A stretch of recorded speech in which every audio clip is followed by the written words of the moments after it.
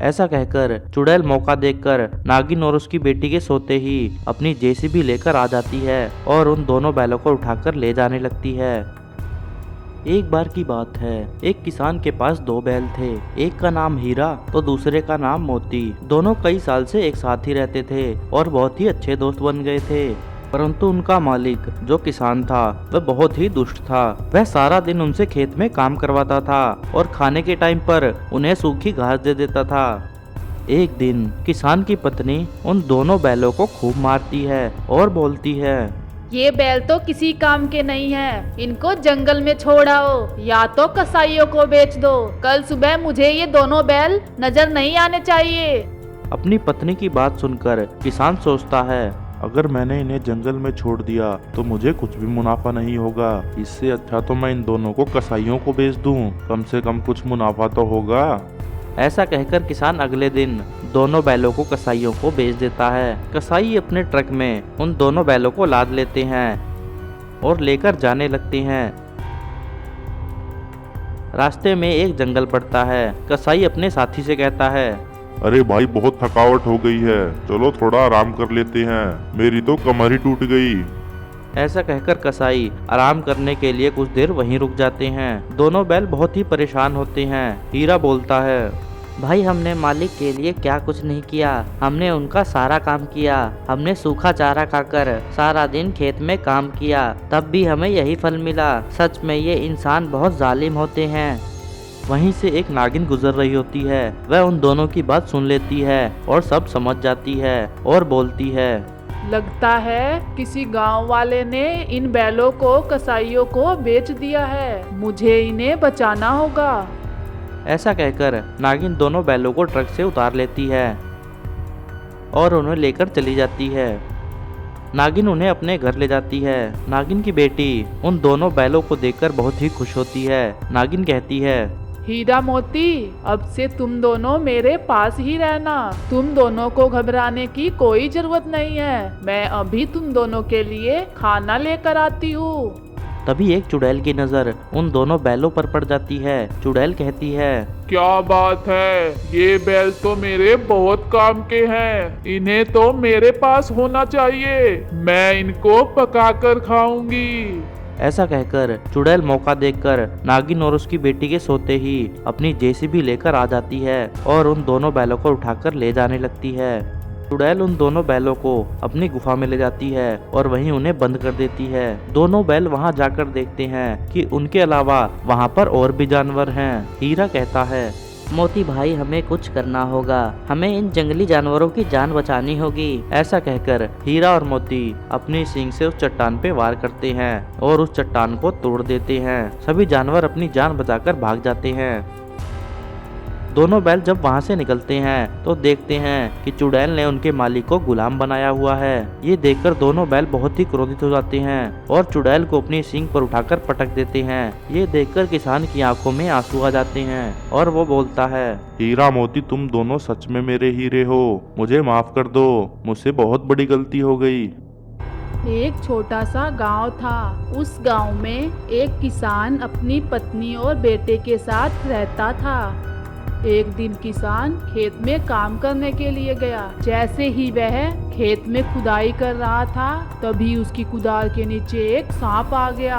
कुदाल की चपेट में आने से सांप के दो टुकड़े हो गए और वह मर गया। मरे हुए सांप को देखकर किसान बहुत दुखी हुआ। किसान ने आसपास देखा तो उसे सांप का एक बिल दिखाई दिया। उस बिल में सांप का एक छोटा बच्चा भी था। किसान ने इधर उधर देखा तो उसे कोई भी दिखाई नहीं दिया। किसान ने सोचा, लगता है इस सांप के बच्चे का अब इस दुनिया में कोई नहीं है। अगर मैं इसे यहाँ छोड़ देता हूँ तो ये बेचारा यहाँ भूखा ही मर जाएगा। मुझसे बहुत बड़ा पाप हो गया, मैंने इस बच्चे को अनाथ कर दिया। उसने उस बच्चे को उठाया और अपने घर ले गया। घर जाकर उसने अपनी पत्नी को सारी बात बताई।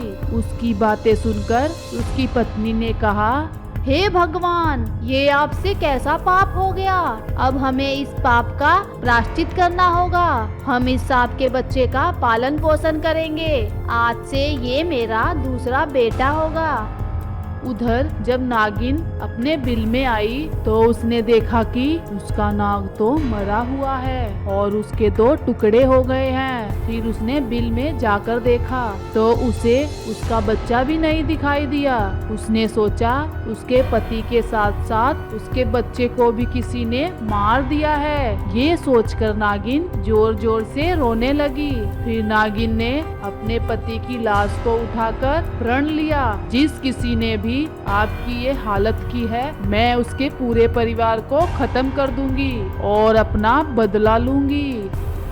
अगले दिन किसान कुदाल लेकर अपने खेत में गया और काम करने लगा। नागिन वहीं घूम रही थी। उसने देखा कुदाल में उसके पति का खून लगा हुआ है। वो समझ गई मेरे पति को इस किसान ने ही मारा है। वो किसान का पीछा करने लगी और किसान के घर पहुंच गई। किसान के घर के अंदर जाते ही किसान की पत्नी ने घर का दरवाजा बंद कर दिया। नागिन घर के बाहर किसान का इंतजार करने लगी। कुछ समय बाद किसान फिर से खेत में काम करने चला गया। घर का दरवाजा खुला देखकर नागिन घर के अंदर चली गई।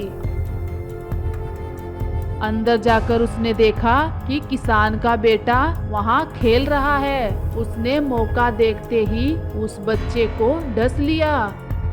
जैसे ही वह घर से बाहर जाने लगी तभी वह किसान वहां आ गया और उसने नागिन को जाते हुए देख लिया। वो समझ गया कि उसके बच्चे की जान खतरे में है और ये नागिन बदला लेने आई है।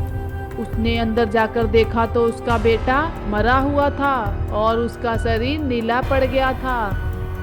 ये देखकर दोनों पति पत्नी जोर जोर से रोने लगे। उनके रोने की आवाज सुनकर नागिन वापस लौट आई और किसान के आगे खड़ी हो गई। वह किसान से बोलती है, हे किसान, तुमने मेरे बेटे और मेरे पति को मार दिया।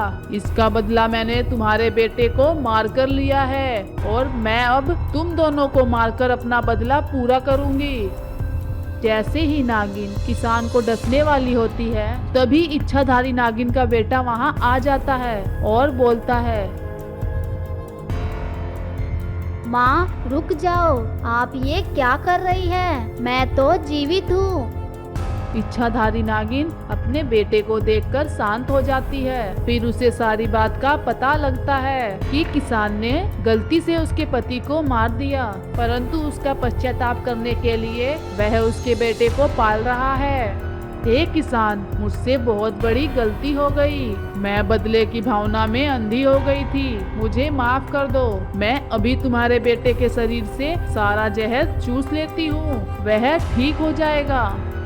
ऐसा कहकर इच्छाधारी नागिन किसान के बेटे के शरीर से सारा जहर चूस लेती है। जहर निकलते ही किसान का बेटा ठीक हो जाता है। किसान इच्छाधारी नागिन से अपनी भूल के लिए क्षमा मांगता है। इच्छाधारी नागिन किसान को माफ कर देती है और अपने बेटे को लेकर वहां से चली जाती है।